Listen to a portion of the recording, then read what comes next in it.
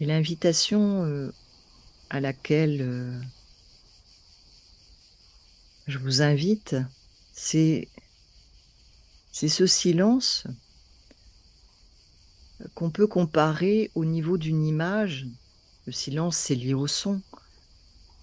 Au niveau visuel, ce serait le ciel. Ce ciel, peut-être que vous voyez là, qui est bleu, bleu-blanc, très, très clair, qui est comme un fond d'écran. Les montagnes, les arbres, si vous les voyez, on pourrait imaginer que c'est un écran de cinéma. L'écran, c'est ce fond bleu-blanc, ce ciel, ou ce silence. Et je ne sais pas si vous entendez, mais ici, moi, j'ai des cigales, j'ai des oiseaux.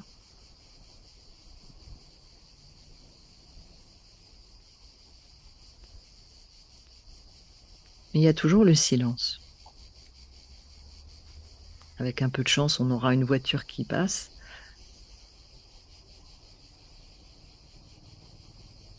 Qu'il y ait du bruit, quel que soit le bruit, que ce soit un bruit humain,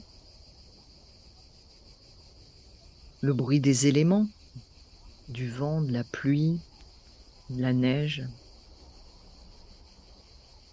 ou d'autres êtres comme des animaux,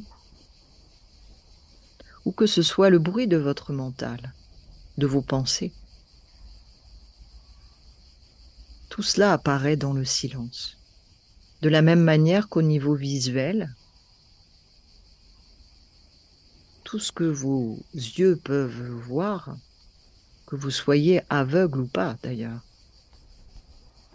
c'est-à-dire que la vision soit intérieure ou extérieure, ces montagnes par exemple, ces arbres que je vous propose de voir, mais aussi tout ce que vous voyez devant vous, apparaît dans l'écran, sur l'écran, et apparaît de l'écran en fait. C'est un peu comme si les montagnes là, que je vous présente, des Cévennes, elles n'apparaissent pas sur l'écran, en même temps elles apparaissent sur l'écran, mais elles proviennent de l'écran.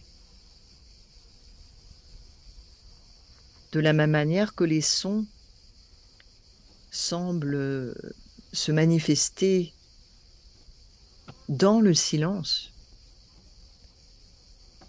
mais en même temps, ils se manifestent dans le silence, mais aussi à partir du silence. À partir de ce ciel, à partir du silence, à partir de ce qui est.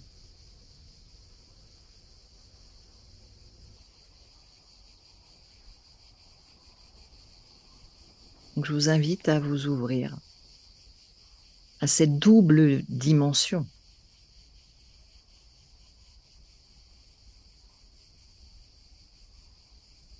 Pourquoi? Parce que si vous ne recherchez que le ciel, vous serez inévitablement, régulièrement heurté, embêté, en souffrance ou en joie, avec toute la manifestation, tout ce qui semble se manifester sur cet écran divin, alors que si vous réalisez que tout cela provient de l'écran divin,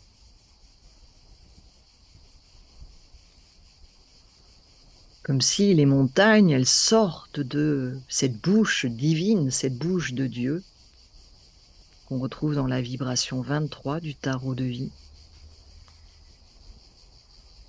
que tout ceci se manifeste à partir de cet écran divin. Alors, il n'est plus de scission. Vous n'êtes plus en lutte avec ce qui se manifeste dans votre vie, y compris les bruits, y compris les paroles, y compris les pensées.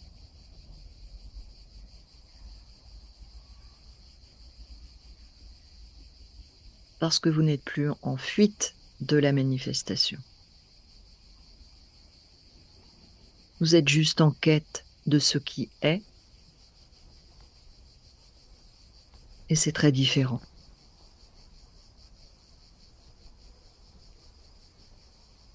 Être en quête de ce qui est n'est pas une fuite de la manifestation.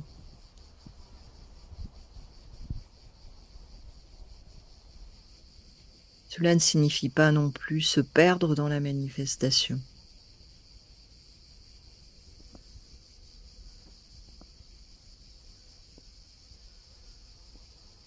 C'est se pousser.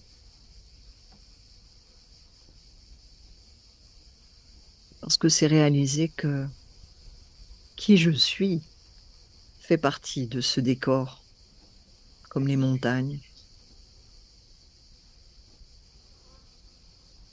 est une expression uniquement de ce qui est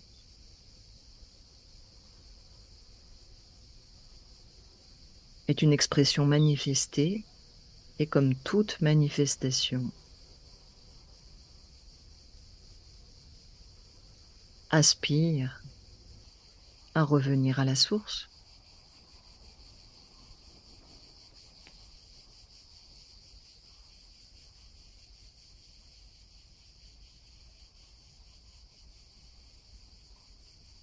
Et tant que vous aspirerez beaucoup plus à la manifestation,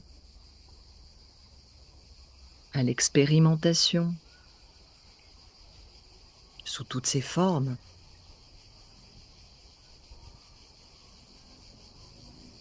alors le mouvement d'expansion, de manifestation sera beaucoup plus puissant que le mouvement de résorption.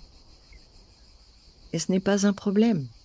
Cela doit juste être vu, en conscience, sans lutte.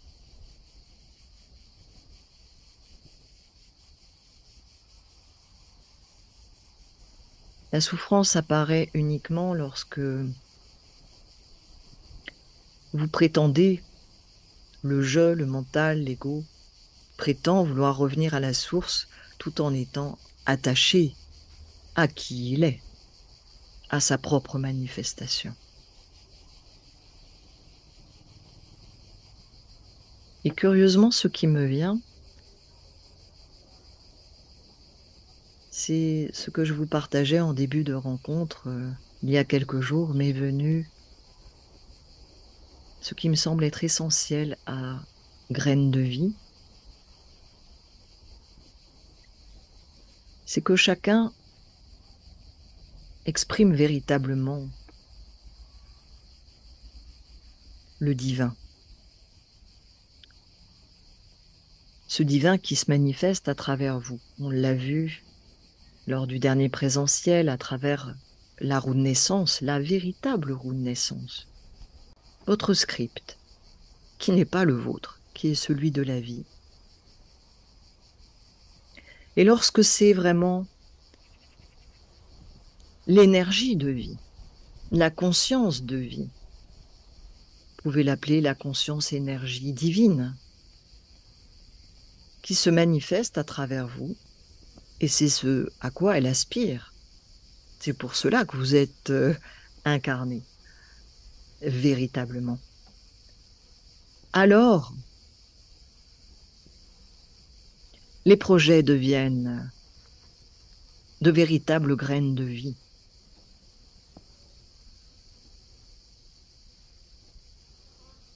Et certains parmi vous sont déjà porteurs de tels projets, le savent et en ont peur.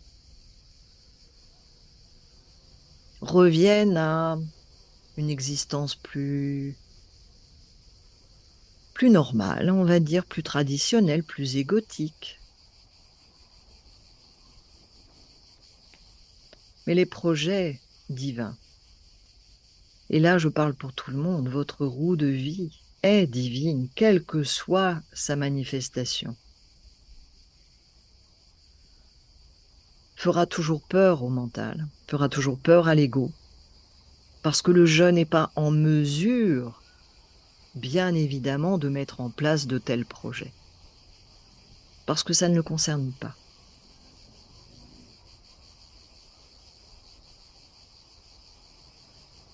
Donc cette graine de vie, bien au-delà des rencontres communes, qui sont bien sympathiques sur WhatsApp, des rencontres à travers un journal, des articles, ou se rencontrer près de chez soi physiquement, c'est que chacun de vous exprime la graine de vie que vous êtes déjà, mais si elle n'a pas encore germé, c'est que c'est une graine de vie que le mental, l'ego, empêche quelque part de germer.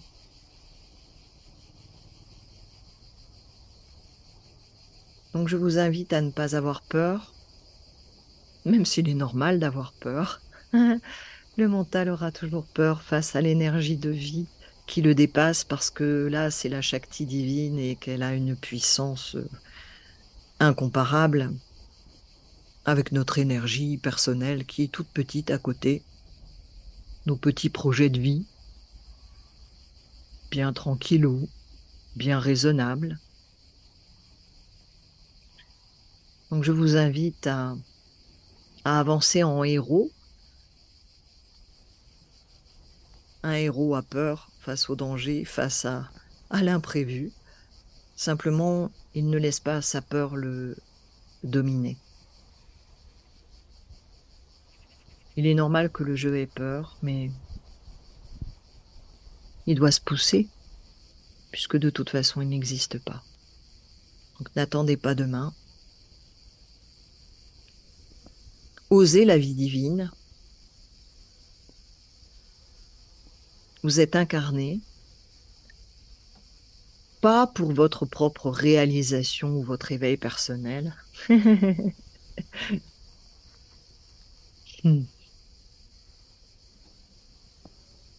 mais juste pour laisser le flot de la vie, de la conscience énergie de vie. La vie, c'est le terme utilisé par les Égyptiens pour parler de Dieu.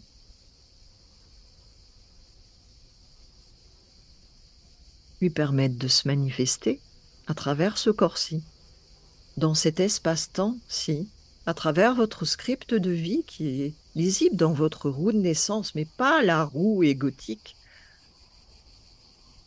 pas le Swadharma, le dharma personnel.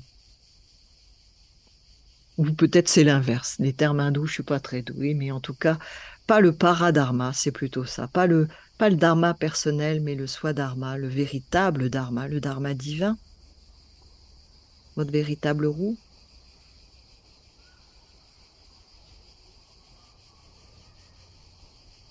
N'ayez pas peur d'avoir peur. Mais ne vous arrêtez pas à cela. Profitez de cette vie pour permettre à l'énergie de vie, à la conscience de vie, à ce ciel divin de se manifester à travers ce corps. Poussez-vous, surrender. N'ayez pas peur d'avoir peur. Mais ne vous arrêtez pas à cela.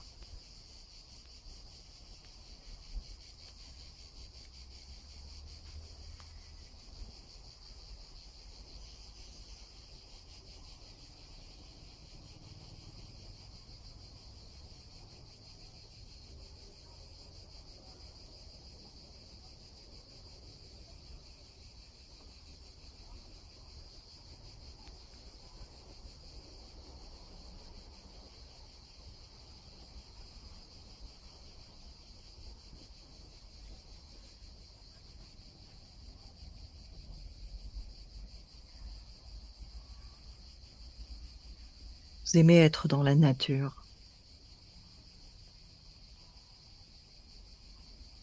Vous aimez les fleurs, les plantes, les animaux. Vous prenez plaisir à être dans la nature. Parce qu'elle ne bloque pas l'énergie de vie.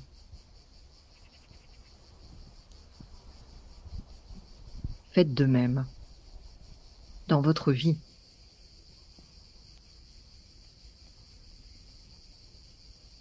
Dans votre quotidien.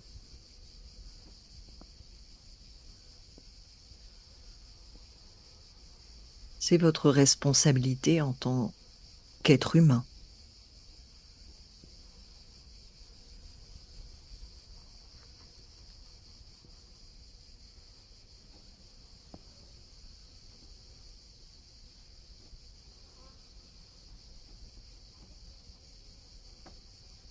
La peur, c'est le mental, l'ego, le je qui résiste à la puissance de la Shakti divine, qui n'a pas du tout pour objectif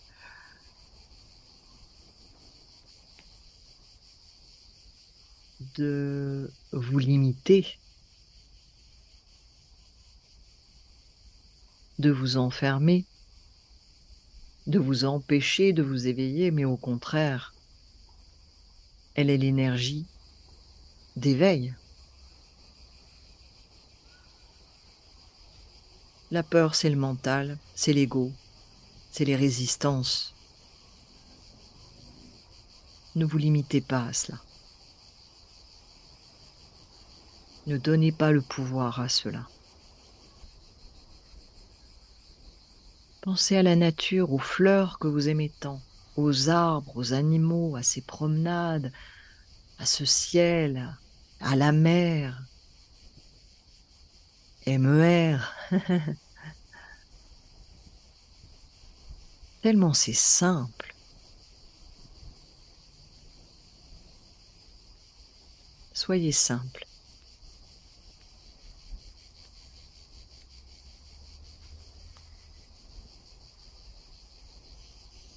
Laissez-vous être traversé par l'énergie divine, la conscience divine, qui est beaucoup plus puissante que vous, qui va faire peur au vous, au je. Ne bloquez pas. Vous vous êtes incarné pour qu'elle se manifeste. Pas pour que vous manifestiez vos petits désirs faits de petites peurs, de petites attentes, de petits contrôles.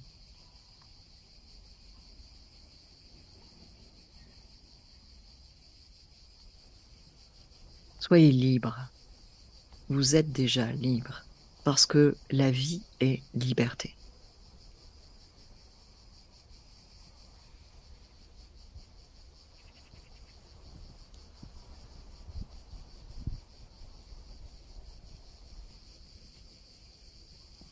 Hariom Tat Sat.